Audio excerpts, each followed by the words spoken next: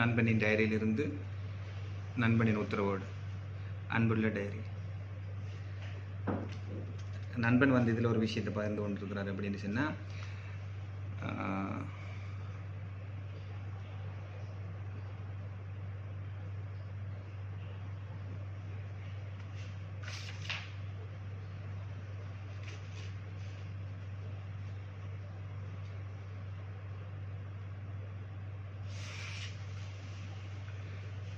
நண்பனின் டைரியிலிருந்து நண்பனின் உத்தரவோடு.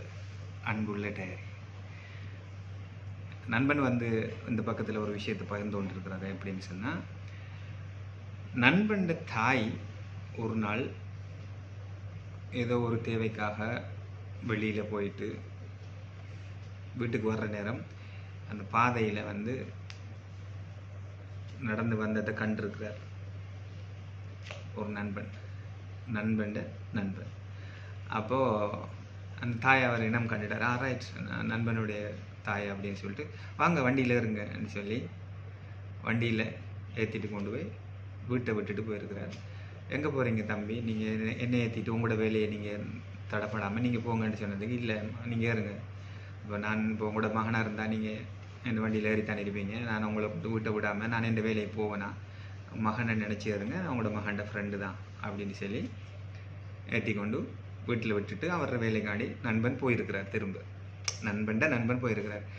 அதை நண்பன் தாய் நண்பனோட பகிர்ந்து கொண்டாங்க. இப்படியோ உன் நண்பன் வந்து என்னையே ரோட்டில் இருந்து வண்டியில் ஏற்றி வந்து வீட்டை விட்டுட்டு போனார். அதை நண்பன் வந்து டைரியில் பகிர்ந்து கொண்டார்.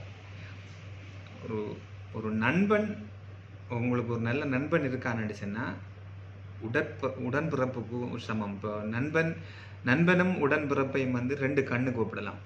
இப்போது ஒரு நண்பனும் ஒரு கண்ணு, உடன்பிறப்பு ஒரு கண், ரெண்டும் நண்பனும் உடன்பிறப்பும் ரெண்டு கண்களுக்கு சமம்.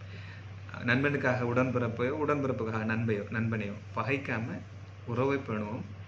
நட்பு ஒன்று உண்மையிலே உலகை வெல்லும். நண்பனின் டைரியிலிருந்து உங்களுக்காக. நட்பை பற்றி உங்களோட கருத்து சொல்லுங்கள்.